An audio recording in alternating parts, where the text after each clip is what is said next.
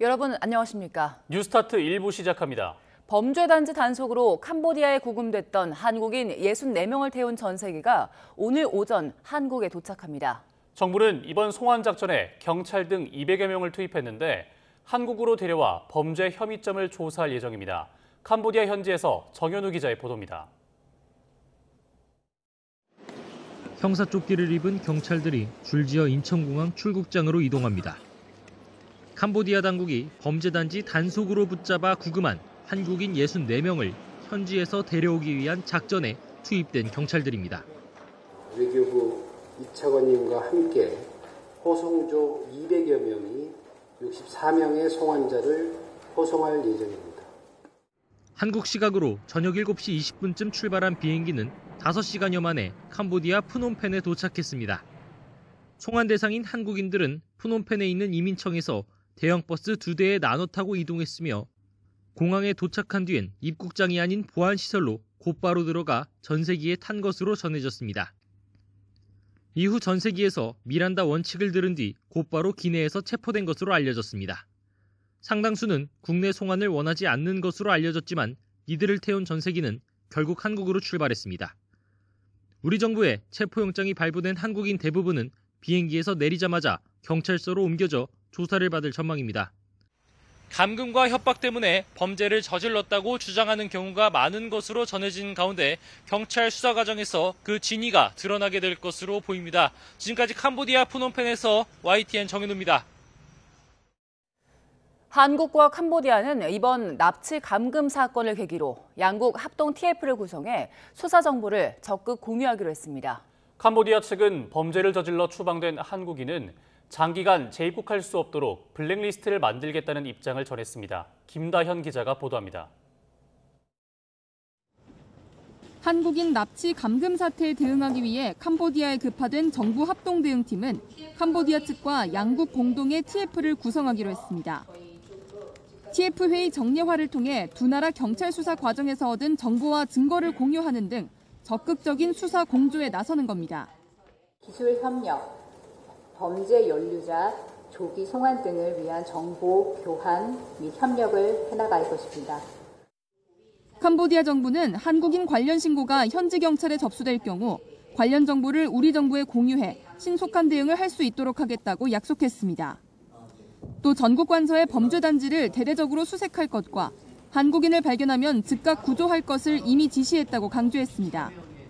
한국인 추방 대상자 명단, 즉 블랙리스트도 만들겠다고 했습니다.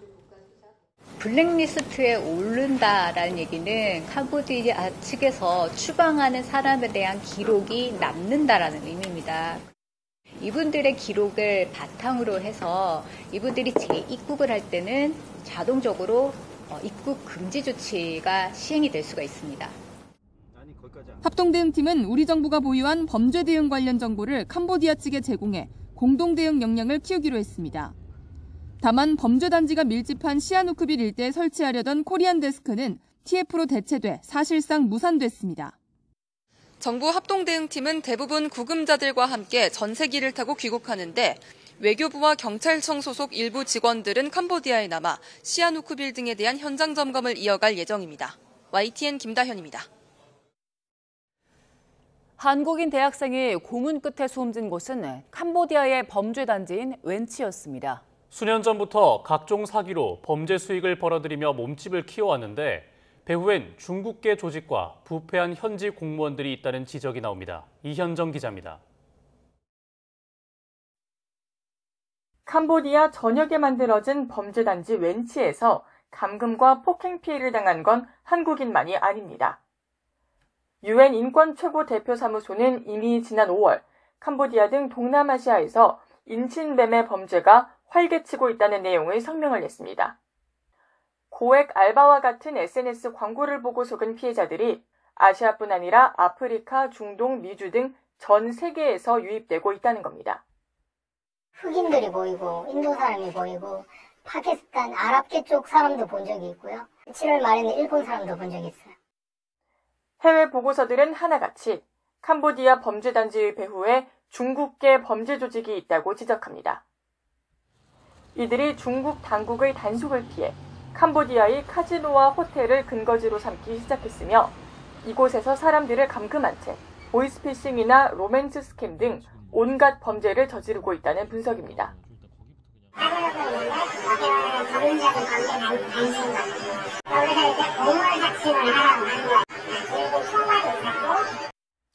이런 범죄의 온상이 공공연하게 유지될 수 있는 건 뒤를 봐주는 캄보디아 현지 공무원들 때문이라는 것도 해외 보고서들을 공통된 설명입니다. 미 국무부는 최근 캄보디아 고위급 정부 관계자들이 온라인 사기에 강제 동원된 피해자들을 도와주기는커녕 위협했으며 실태를 폭로하려는 활동가들까지 탄압하고 있다고 비판했습니다. 또 캄보디아가 지난 10여여 동안 차이나 머니 유입으로 관광과 유흥 산업이 크게 성장한 만큼 몇몇 중국인 부호가 연루된 것으로 의심되는 범죄 단지의 존재를 애써 모른 채 하고 있다는 의혹도 제기됩니다. 캄보디아 경찰들은 어느 호텔에 누가 몇 명 감금되는지 그 사람들 더 잘 알고 있습니다. 중국, 차이나 조직들은 거의 대부분이 어떤 그쪽하고 연계가 되어 있는 것 같더라고요. 미국 평화연구소는 범죄단지의 사기 산업이 정부의 무기나라 팽창에 연간 캄보디아 GDP 절반에 해당하는 125억 달러를 창출하고 있다고 추산하기도 했습니다. 범죄단지가 캄보디아 당국의 경제적 이권이 걸린 문제일 수도 있다는 건데 이런 배경에서 우리 정부가 협조를 끌어내기란 쉽지 않을 거란 전망도 나옵니다. YTN 이현정입니다. 캄보디아에서 고문당해 숨진 한국 대학생을 현지로 보낸 혐의를 받는 모집책이 국내에서 검거됐습니다. 경찰은 숨진 대학생의 시신 부검을 현지 시각으로 20일 오전 캄보디아 수사관들과 공동으로 진행하기로 했습니다. 윤웅성 기자가 보도합니다. 캄보디아에서 고문당해 숨진 대학생 박 씨는 지난 7월 같은 대학 출신인 홍 씨에게 20대 A 씨를 소개받았습니다. A 씨는 박 씨에게 통장을 개설하게 한 뒤 캄보디아로 출국하게 했고 범죄에 사용할 박 씨 명의의 통장을 현지 보이스피싱 조직에 전달하도록 했습니다. 홍 씨를 먼저 구속한 경찰이 추적 끝에 대포 통장 모집 주범인 A 씨를 추가로 붙잡았습니다. 우리나라에서 추가로 대포 통장 모집책인 공범 1명을 검거해서 조사 중에 있습니다. 경찰은 A 씨에 대한 구속영장을 신청할 예정이며 범죄 수익금 행방과 윗선을 조사해 사건의 배후를 캐낼 방침입니다. 박 씨 사건을 조사하기 위한 캄보디아 현지 공조도 속도를 내고 있습니다. 경찰은 캄보디아 당국도 관련자들 조사를 이어가고 있고 오는 20일 공동부검도 진행하기로 했다고 밝혔습니다. 중국인 3명을 상대로 철저한 추가 수사를 진행하고 있다고 밝혔습니다. 10월 20일 아침 9시에 프놈펜에 있는 사원에서 한국, 캄보디아가 공동으로 부검할 계획입니다. 경찰은 부검을 통해 박 씨의 사망 원인은 물론 장기 적출 여부를 비롯한 추가 범행 가능성까지 확인할 계획입니다. 또 부검을 마친 C 씨는 신속하게 화장해 국내로 송환할 방침입니다. YTN 윤웅성입니다. 캄보디아 범죄 단지에서는 로맨스 스캠이나 보이스피싱 같은 다양한 범죄가 이뤄지는 걸로 알려져 있습니다. 실제 캄보디아에 거점을 둔 피싱 조직에 가담해 돈을 뜯어낸 혐의로 재판에 넘겨진 한국인 조직원들에게 법원이 어제 모두 실형을 선고했습니다. 유서연 기자가 보도합니다. 캄보디아 현지에서 범죄 단지에 감금됐던 A씨는 연애를 빙자해 돈을 뜯어내는 사기 수법인 로맨스 스캠에 가담했습니다. 그러니까 여자로 위장해서 이거 로맨스 스캠 이용하려고 막 화려한 모습을 막 해외에 놀러 가가지고 막 비키니 입고 찍는 사진과 프로필을 도용해 위장한 뒤 피해자와 연락을 이어가며 돈을 뜯어낸 건데 비슷한 사건에 대한 재판이 한국에서 열렸습니다. 앞서 캄보디아에서 피싱 사기를 벌인 혐의로 2030 한국인 조직원 5명이 붙잡혔는데 법원은 이들에게 징역 3년에서 6년의 실형을 선고했습니다. 이들은 마동석으로 불리는 조선족 총책이 만든 보이스피싱 조직 한야 콜센터에서 이른바 로맨스 팀으로 범행을 벌였습니다. 복권 만남 등을 해줄 것처럼 속여 적게는 수천만 원에서 많게는 수억 원을 가로챘습니다. 재판부는 이들이 범행을 저지른 캄보디아 범죄 단지를 두고 외국에 본거지를 마련해 범죄 조직으로 활동하면 적발이 어렵다는 점에서 피해가 더욱 심각하다고 지적했습니다.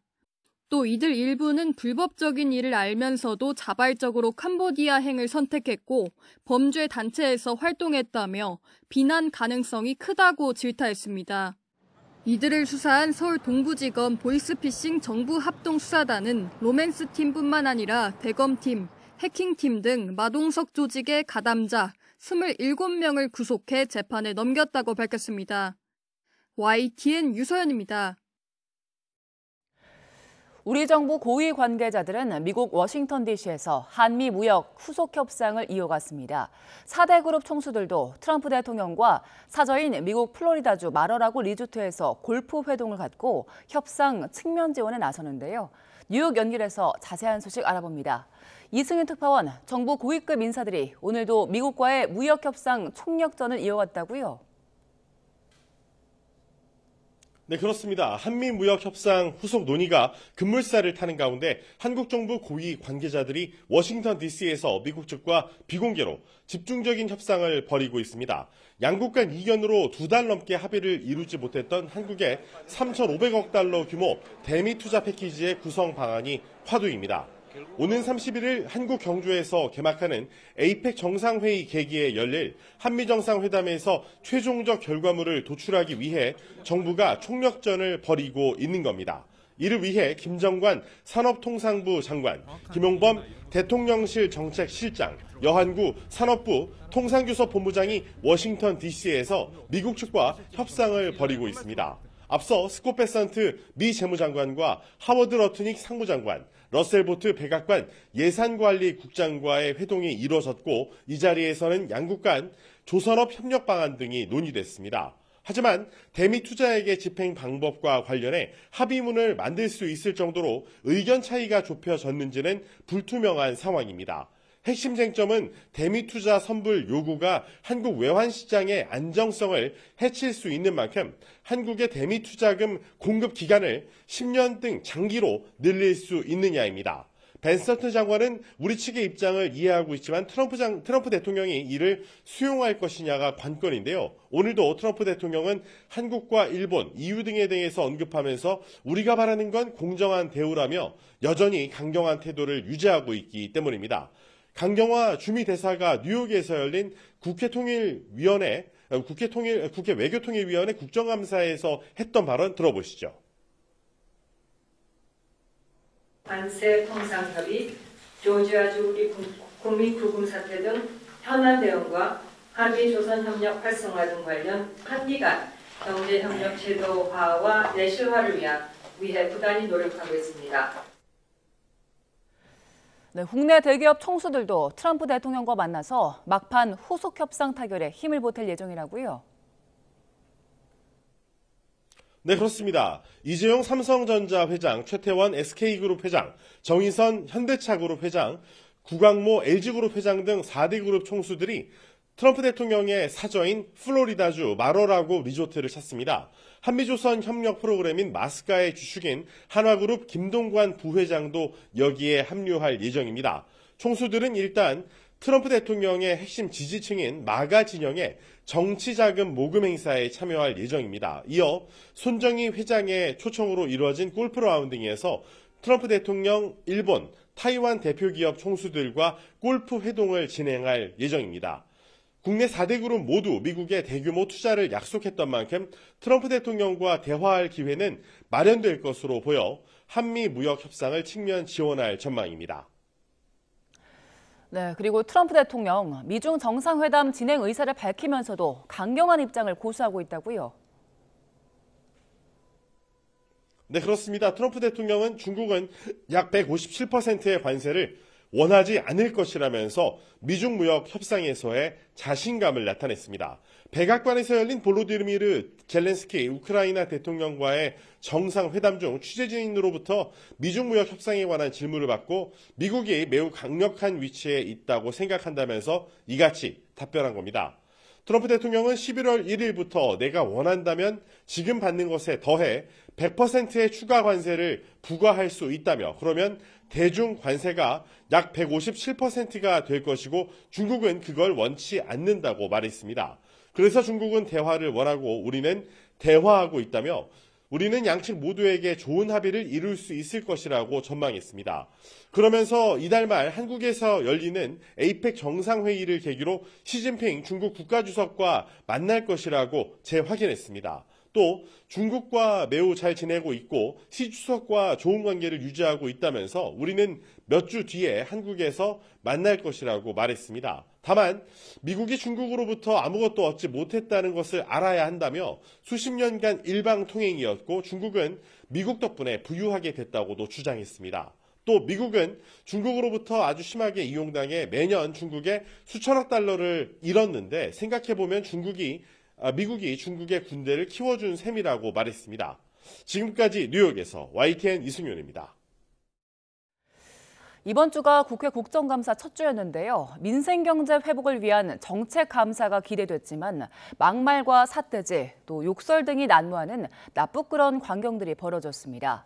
강성 지지층만을 위한 정쟁의 장으로 변질됐다는 호평이 나오는데요. 국감 첫 주 상황을 백종규 기자가 정리했습니다. 이재명 정부의 첫 국정감사를 앞두고 여야 모두 민생을 강조했습니다. 정쟁보다는 정책이나 행정 집행의 적절성을 들여다보겠다고 다짐한 겁니다. 완벽한 내란 청산과 국민의 민생 문제에 집중하는 국정감사가 될 수 있도록 최선을 다하겠습니다. 모든 상임위가 민생 싸움터라는 각오로 국정감사에 임하겠습니다. 107명 전원이 밤샘 각오로 전력을 다해서. 그러나 이 약속은 그리 오래가지 못했습니다. 국감 첫날 조희대 대법원장이 증인석에 앉았지만 이석 여부를 두고 여야가 충돌하면서 고성만 난무했습니다.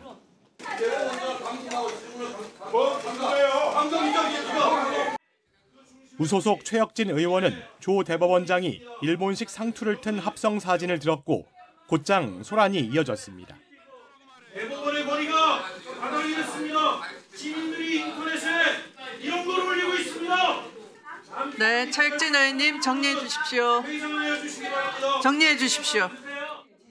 품격이라곤 찾을 수 없는 유치한 말싸움에 증인과 참고인은 뒷전이 됐습니다.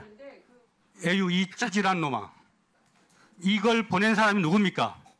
박정훈입니다. 기본 소양조차도 어긋난 사람입니다.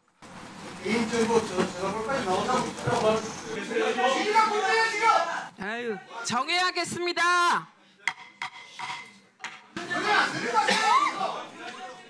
감정 섞인 욕설에 반말까지 생중계됐습니다.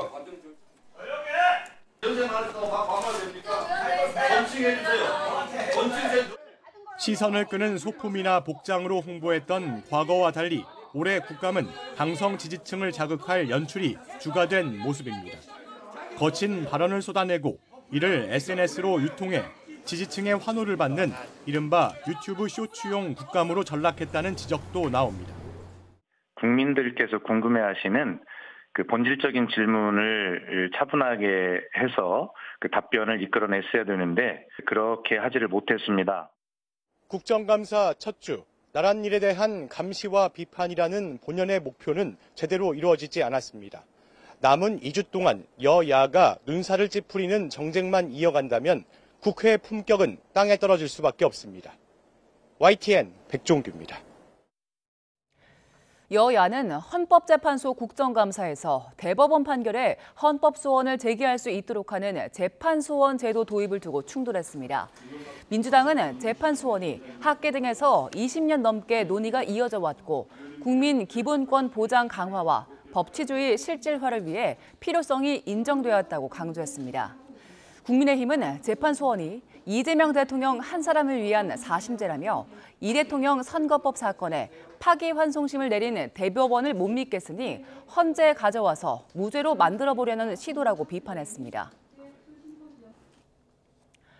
정동영 통일부 장관이 주장하는 평화적 두 국가론을 놓고 최근 논란이 이어지고 있습니다. 북한을 국가로 인정할 수 있는지에 대해 정부 내부에서조차 견해가 엇갈리고 있는 건데요.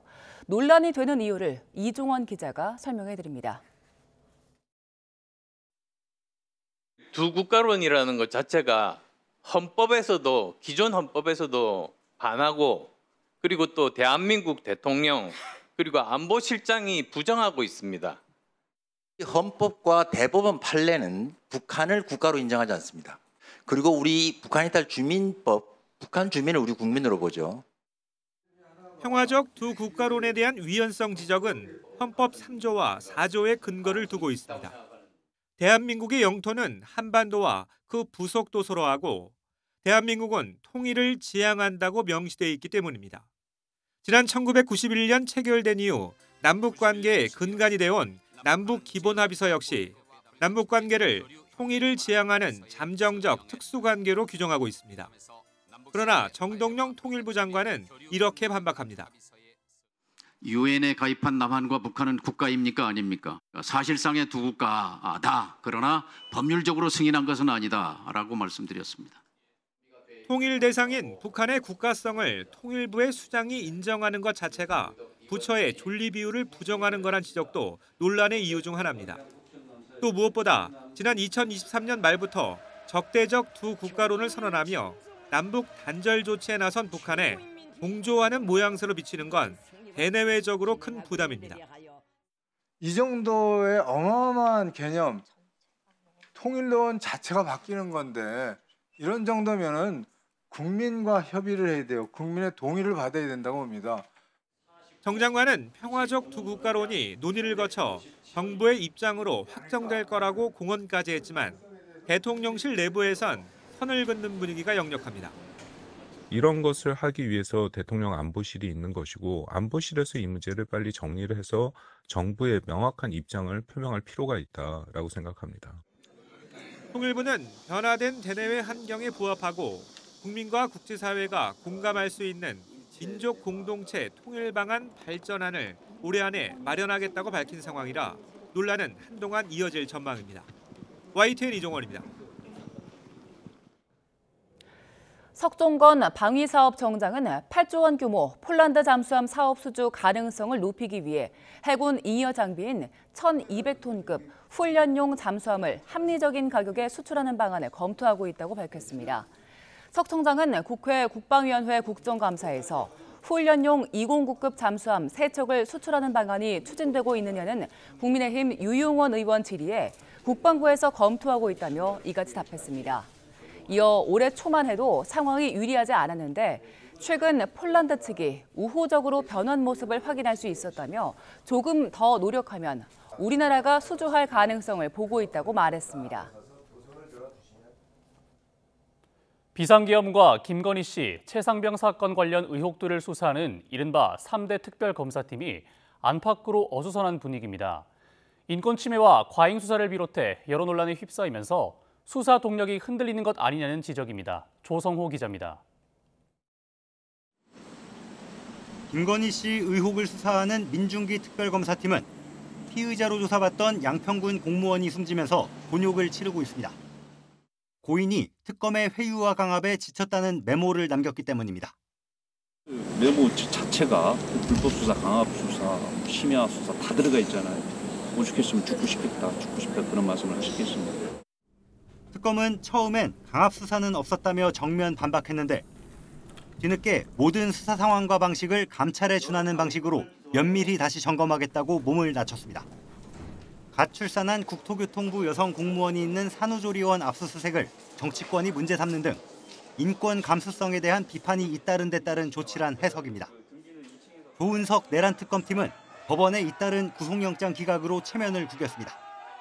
내란 방조 혐의로 불구속 기소된 한덕수 전 국무총리에 이어 중요 임무 종사 혐의를 적용한 박성재 전 법무부 장관 영장도 발부되지 않았습니다.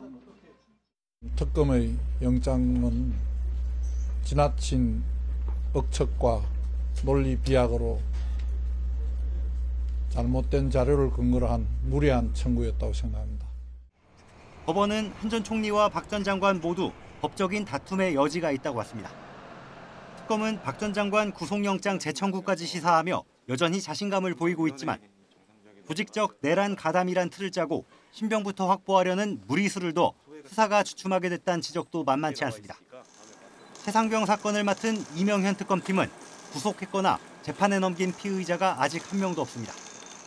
수사 외압과 임성근 전 사단장 구명 로비, 이종섭 전 호주대사 도피 의혹 등 기존 사건들에 이어 최상병 사건을 수사했던 공수처를 둘러싼 문제들로 전장을 넓혀놨지만 뚜렷한 성과는 보이지 않는 상황입니다. 수사권과 기소권 분리가 핵심인 형사사법 개혁 방향과 달리 수사 전권을 부여받은 3대 특검이 기존 검찰이 비판받던 낡은 관행을 답습하는 것 아니냐는 지적이 거셉니다. YTN 조성호입니다. 임성근 전 해병대 1사단장이 김건희 씨 측근 이종호를 통해 자신에 대한 수사를 막았다는 이른바 구명로비 의혹은 최상병 특검 수사의 핵심으로 꼽힙니다. 특검은 두 사람이 최상병 사건 전 최소 3차례 이상 술자리를 가졌다는 진술에 더해 이종호가 임성근과 찍은 사진을 자랑했다는 지인들 진술까지 함께 확보했습니다. 당시 술자리에 동석했던 인물의 이야기를 김철희 기자가 들어봤습니다. 최상병 순직 사건 직후 임성근 전 사단장 구명 활동을 암시했던 김건희 씨 측근 이종호 씨. 임 사단장이 사표를 낸다 그래가지고 호정이가 전화 왔더라고. 그래가지고 내가 절대 사표 내지 마라. 내가 VIP한테 얘기를 하겠다. 그러나 두 사람은 그간 서로 전혀 모르는 사이라며 혐의를 부인해왔습니다. 모른다고 하셨죠? 여전히 모르십니까? 네. 하지만 특검은 두 사람이 최상병 순직 전에도 서울에서 만나 함께 유흥을 즐긴 정황을 포착했습니다. YTN은 당시 술자리에 동석했던 A씨로부터 더 자세한 상황을 전해 들을 수 있었습니다. A씨에 따르면 임 전 사단장과 이씨는 지난 2022년 7월에서 9월 사이 최소 3번 이상 함께 만났습니다. 이 가운데 한 번은 A씨도 동석했는데 이 자리에는 배우 박성웅 씨도 함께였습니다. 이씨가 뒤늦게 등장한 임 전 사단장을 직접 소개했고 우리 성근이라는 호칭까지 있으며 각별한 사이를 과시했다는 게 A씨 기억입니다.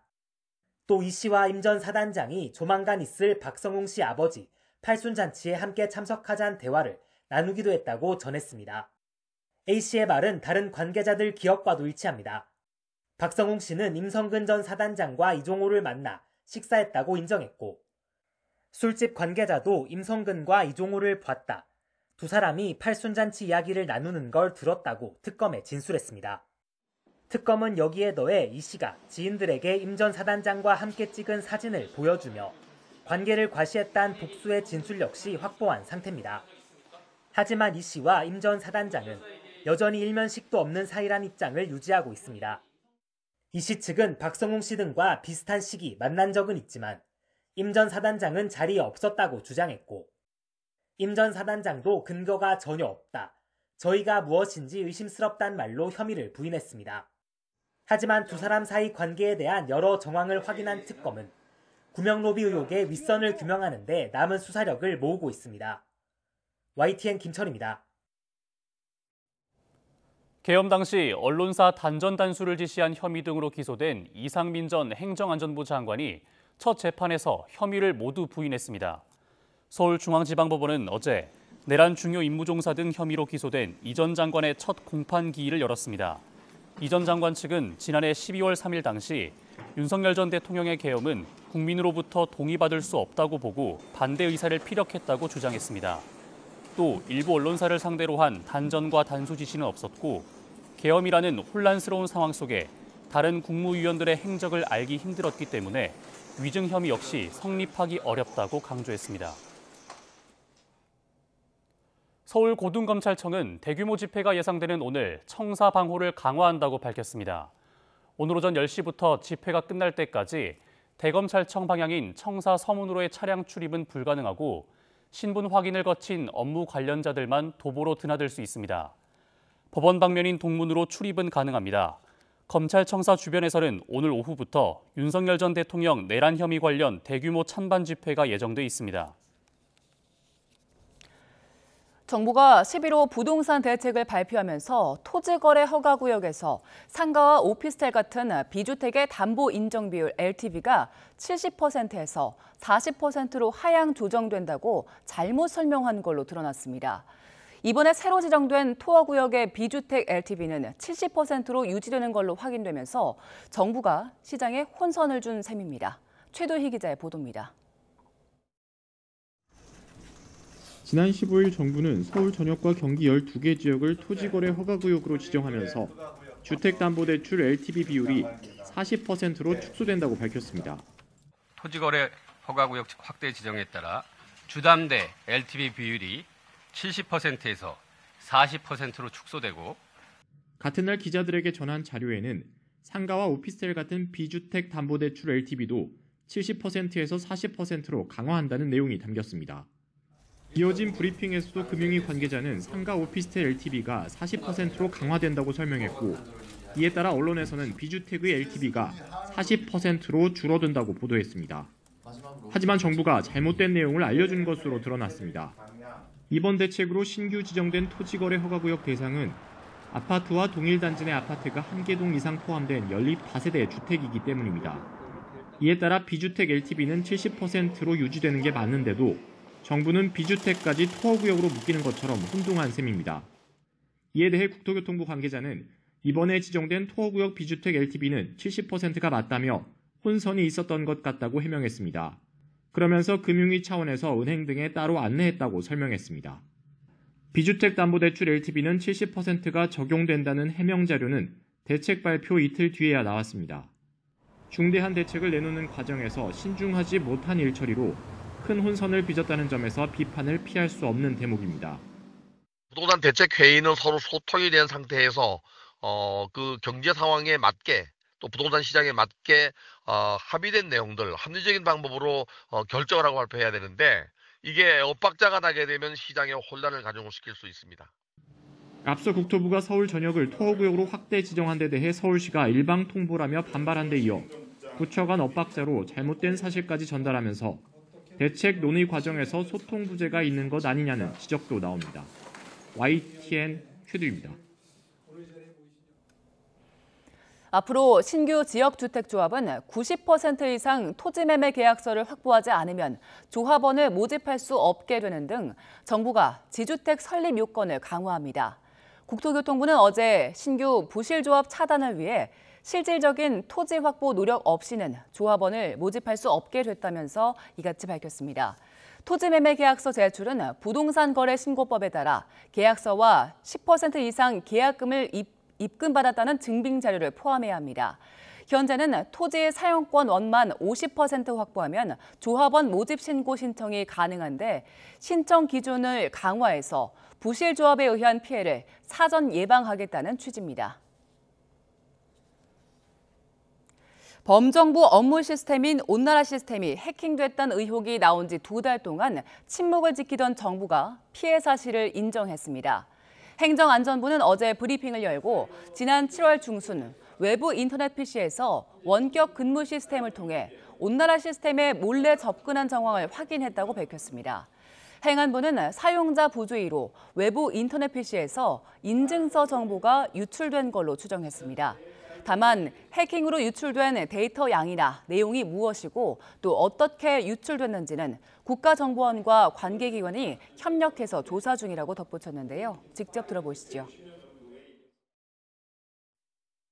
우리 부에서는 7월 중순경 국가정보원으로부터 외부 인터넷 PC에서 정부 원격 근무 시스템인 GVPN을 통해서 업무망인 온나라 시스템에 접근한 정황을 확인하였습니다. 관리적 측면에서 사용자의 부주의로 인해 외부 인터넷 PC에서 인증서 정보가 유출되는 것으로 추정되고 있기 때문에 전 중앙부처와 지자체에 인증서 공유를 금지하고 관리를 강화하는 것을 내용으로 하는 내용을 통보하였다는 말씀드립니다. 현재 국가정보원 주관으로 관련 기관과 함께 유출 경위, 피해 영향도 등을 상세히 조사 중에 있습니다.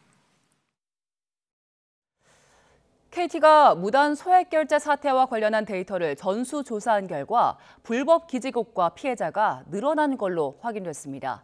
KT는 어제 오전 서울 광화문 KT 사옥에서 브리핑을 열고 지난해 8월부터 지난 9월까지 이뤄진 모든 통신 과금 대행 결제 1억 5천만 건을 분석한 결과를 발표했습니다. 불법 기지국 아이디는 기존 4개에서 16개 늘어난 20개로 접속 이력이 있는 고객 수도 2,200명이 늘어난 22,200여 명으로 확인됐고 최초 접속 시기는 지난해 10월로 특정됐습니다.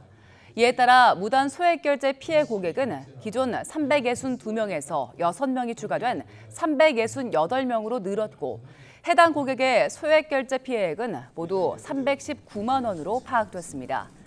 특히 전체 소액 결제 가운데 기존 ARS 방식이 아닌 문자 인증 방식을 통한 소액 결제 63건이 이루어진 사실도 새롭게 드러났습니다. 순직 해경 사건을 수사하는 검찰 전담수사팀이 사고 당시 파출소 당직 팀장을 구속하며 수사에 속도를 내고 있습니다. 검찰은 사고 당시 상황과 윗선의 은폐 가담 의혹을 조사하는 데 집중할 것으로 보입니다. 배민혁 기자입니다. 고 이재석 경사 순직 사건을 수사해온 검찰 전담수사팀은 일단 사고 당시 당직 팀장인 이모 경위를 구속했습니다.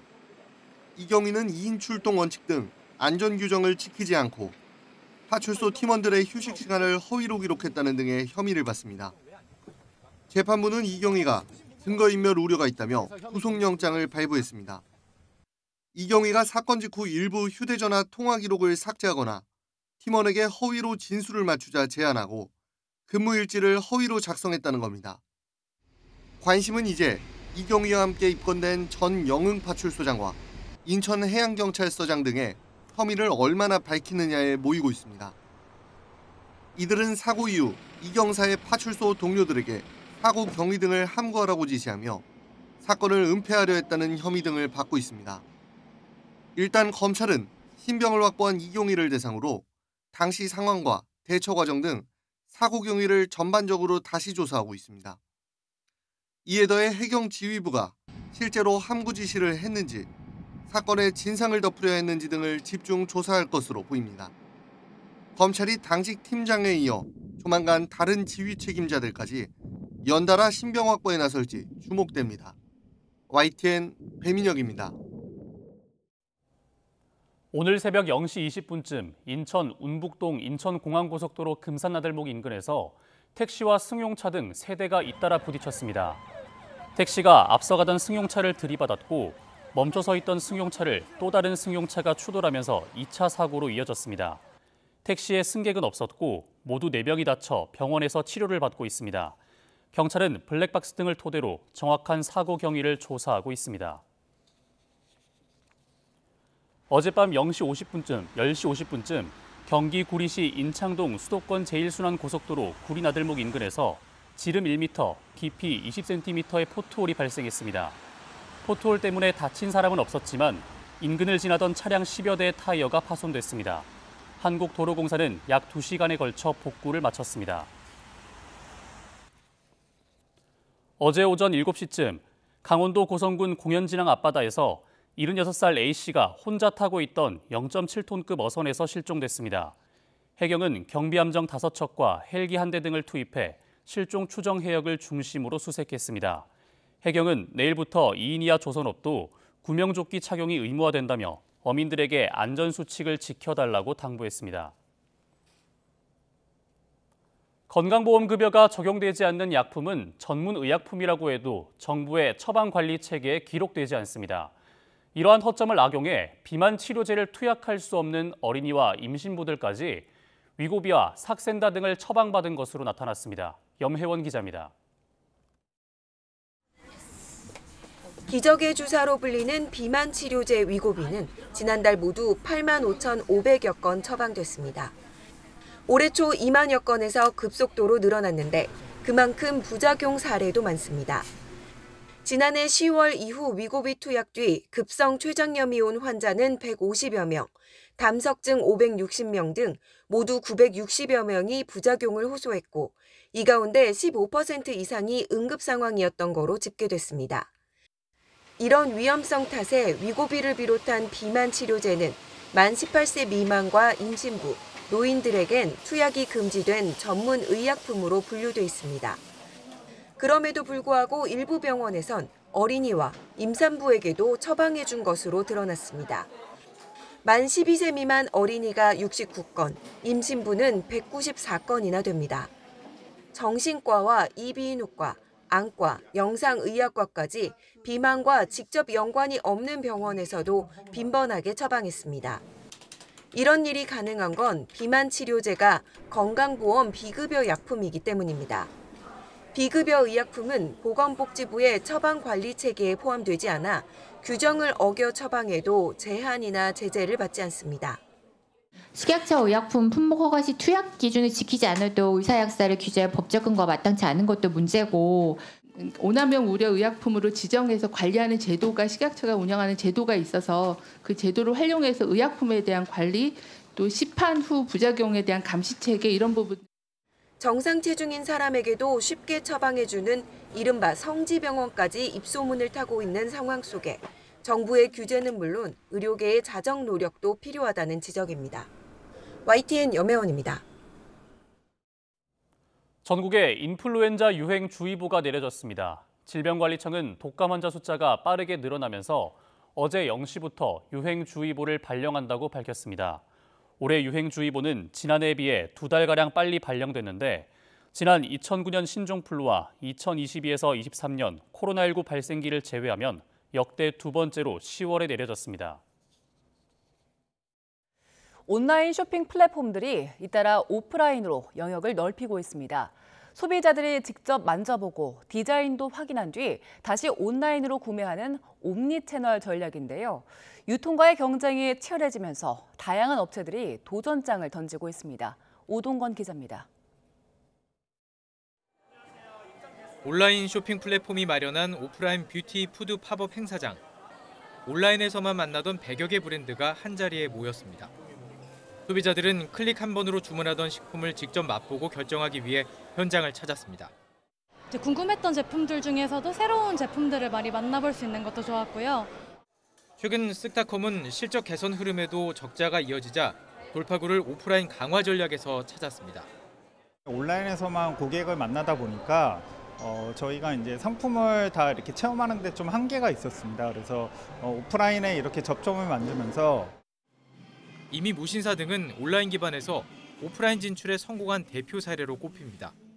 컬리, 오늘의 집, 29cm 등 다양한 이커머스 업체들은 상설 매장과 팝업 매장을 운영하며 오프라인 체험 공간으로 경쟁 무대를 옮겨가고 있습니다. 오프라인 매장을 운영하기 힘든 중소업체들은 온라인 플랫폼이 준비한 전시회에 참여해 소비자 체험 공간을 마련했습니다. 제가 나와 있는 이곳은 온라인 앱으로만 구매할 수 있었던 주방용품을 실제로 살 수 있는 곳입니다. 이렇게 소비자는 내구성이나 디자인, 크기를 확인하고 구매할 수가 있습니다. 이처럼 온라인과 오프라인을 넘나드는 전략은 옴니채널로 불립니다. 온라인에서 제품을 인지하고 오프라인에서 체험한 뒤 다시 온라인에서 구매하는 방식입니다.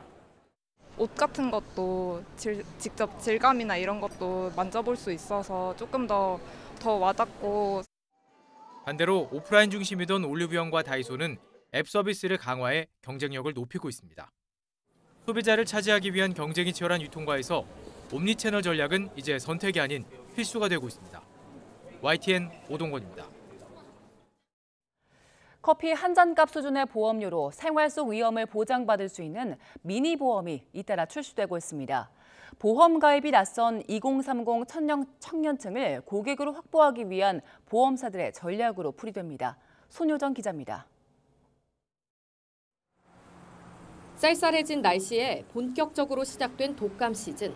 예방 주사를 맞아도 불안한 마음을 덜 수 있도록 동양생명이 미니 독감 케어 보험을 내놨습니다. 한번 보험료를 내면 1년 동안 독감에 걸릴 경우 치료비 10만 원을 보장받습니다.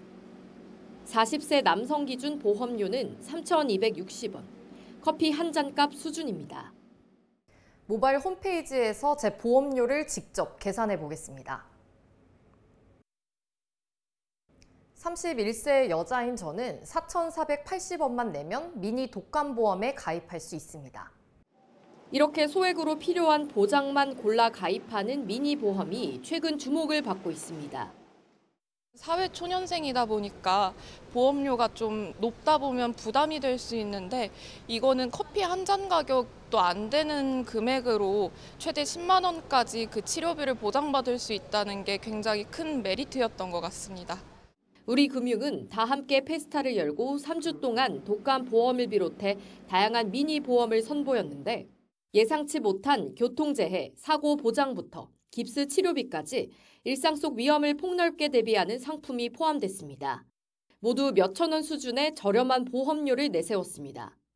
다른 보험사들도 지하철이 지연될 경우 대체 교통수단 이용비를 보장하거나 개물림 사고 견주에 벌금을 대신 내주는 이색 상품들을 앞다투어 출시했습니다.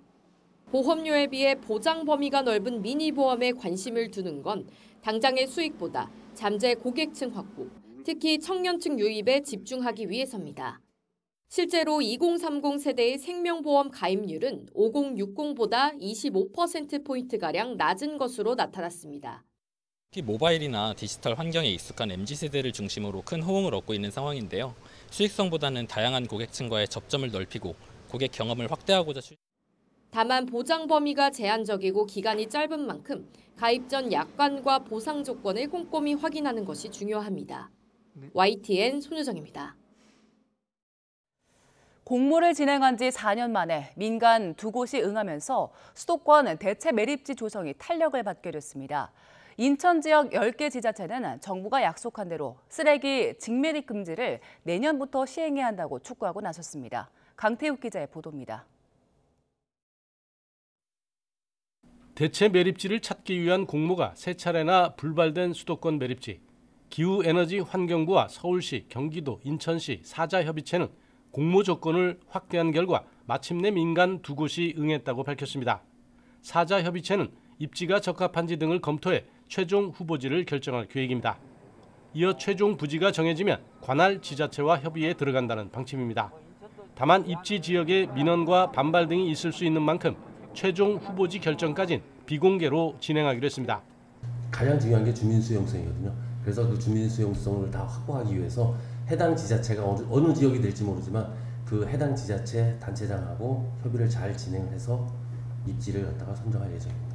대체 매립지 조성이 마침내 물꼬를 트자 인천 지역 지자체는 당장 내년부터 직매립 금지를 시행해야 한다고 촉구했습니다. 수도권 생활 폐기물을 직접 땅에 묻지 못하고 소각재만 매립해야 한다는 겁니다. 정부가 이미 약속한 원안대로 추진해야 자원 순환 정책이 제대로 효과를 보고 자리매김할 수 있다는 논리입니다. 정부가 좀 강력한 입장을 일관되게 유지하는 것들이 각 지자체별로는 시행에 어려움이 있더라도 그 자원순환센터로 가는 그 길에 대해서 조금 더 노력할 것으로 보인다. 저희는 이렇게 생각하고 있습니다. 여기에 시민사회단체들은 새 매립지를 서둘러야 하는 만큼 특별법 제정과 대통령실 전담 기구가 필요하다고 촉구하고 있습니다. YTN 강태욱입니다. 어제 하나와 삼성의 플레이오프 1차전이 경기전부터 내린 비로 취소됐습니다. 이미 가을 야구 6경기를 치른 삼성은 체력을 보충할 하루를 얻었고 하나는 선발 폰세가 던지다가 내려오는 최악의 시나리오는 피했습니다. 이경재 기자입니다. 8시 이후로 예보된 비가 경기 전부터 시작되면서 대전에서의 시즌 가을 야구 첫 경기는 취소됐습니다. 비가 더 반가운 쪽은 삼성입니다. 삼성은 와일드카드 결정전과 준 플레이오프를 거치면서 이미 6경기를 치렀습니다. 지친 몸에다 정규 시즌의 3배 이상이라는 가을 야구의 중압감, 여기에 주말 낮 경기로 이어지는 일정까지 삼성에겐 보약 같은 휴식이 주어진 겁니다. 내일 2시 공장이어서 그런 게 좀 부담이 덜어졌는데 긍정적으로 생각합니다. 특히 13일 준 플레이오프 3차전에서 허리를 다쳐 4차전에서 쉬었던 김영웅에겐 더 고마운 비였습니다.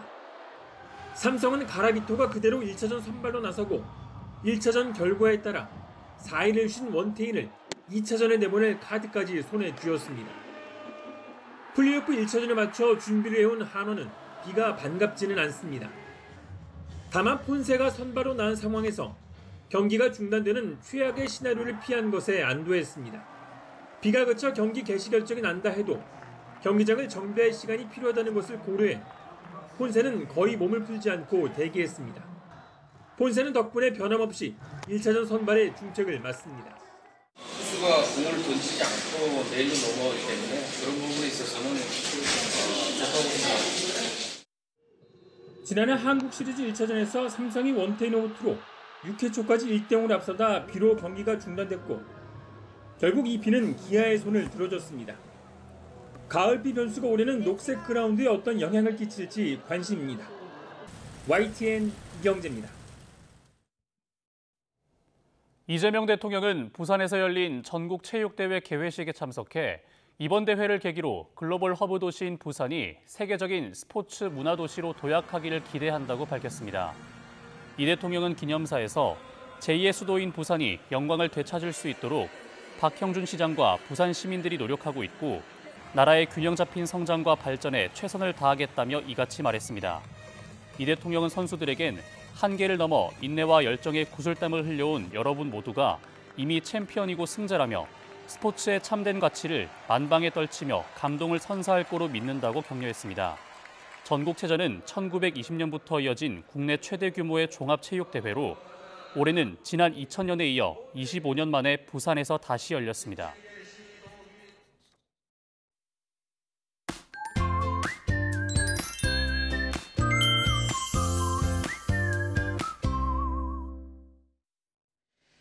주말마다 비가 오고 있습니다. 현재 대부분 지방이 약하게 비가 오고 있는데요.